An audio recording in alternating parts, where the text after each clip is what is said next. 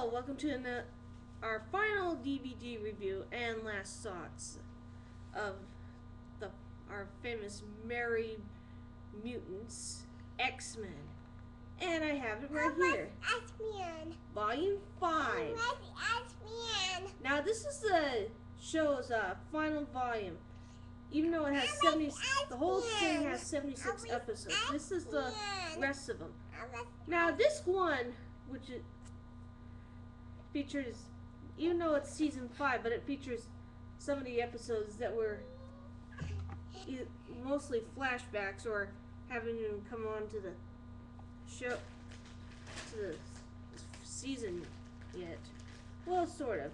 Now, Disc 1 features the 2-part episode, The Phalanx Covenant, which features Beast and Forge teaming up with an old foe, Mr. Sinister, against a very, very dangerous alien force made of machines. And it even takes over one of the most notorious villains in Marvel comic history, Cameron Hodge, who became one with the Phalanx Covenant in the 2-part episode. And, well, Part 2 also features the return of Amelia Vogt and a very, very bearded Magneto. And they go up against the notorious Cameron Hodge and this alien monster, but not without the help of Warlock, who is an alien, but he didn't want to take over anything, so he decided to... Oh, sorry, baby. X-Men. X-Men. Later, honey. And the next episode features the return of Omega Red, called A Deal with the Devil, which features Wolverine and Storm trapped in a nuclear sub with the most notorious Soviet powerhouse in the world. Well, Wolverine actually tangled with him in the episode Red Dawn from the second season. Hey, stop that! I'm gonna go get your blankie. No. I'm gonna go get it. Oh.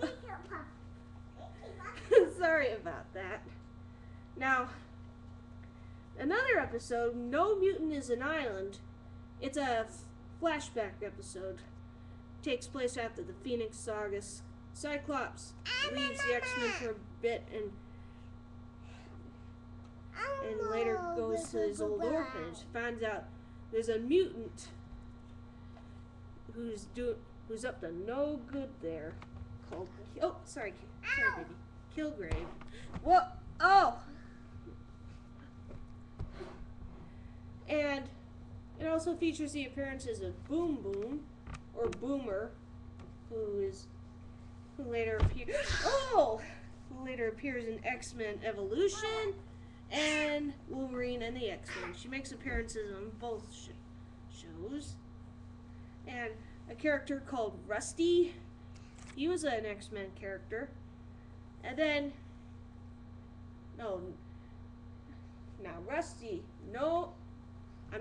he's not the boy robot, but there was a mutant called Rusty in the comics.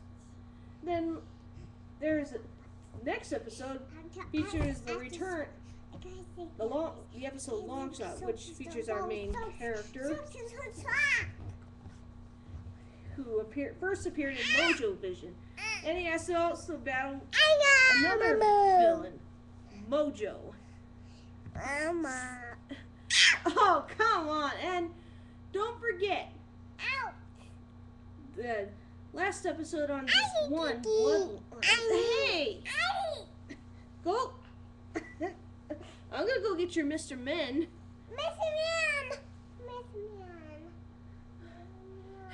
Now, Bloodlines features the return of Nightcrawler and Mystique, as well as the notorious Graydon Creed, Now, Mystique is actually Rogue's foster mom and Nightcrawler's birth mom, but she's also the birth mom to Graydon Creed. And Graydon Creed's birth daddy is Wolverine's old nemesis, Sabretooth, who makes an appearance at the end of the episode. he looks almost like some. He didn't dress up in his little furry costume, but he was dressed up in a black tank top and jeans. Come to Papa! Now, this too features the two-part episode Stormfront, in which Storm is asked to help a guy out called Archon, whose planet is suffering weather problems. But things turn out to be bad when they find out that Archon is actually a tyrant who's trying to wage war on the neighboring planet of Belgania. Well, the X-Men prevents it and put a stop to Archon. Now, and the last six, one of them's the animation is different on there, and it featured Jubilee's Fairy Tale Theater, which is a common fairy tale take on our characters. And then there's the Fifth Horseman, which also features the return of the most notorious villain in the world, Apocalypse, and Fabian Cortez from the two-part episode Sanctuary. And in the very end, well, you'll see Altered Dark Beast. Well, Beast turned into a much more darker form and much more monstrous. Which, now at the very end, Fabian Cortez finally comes the vessel of our most notorious opponent. I am Apocalypse! I am eternal! And then,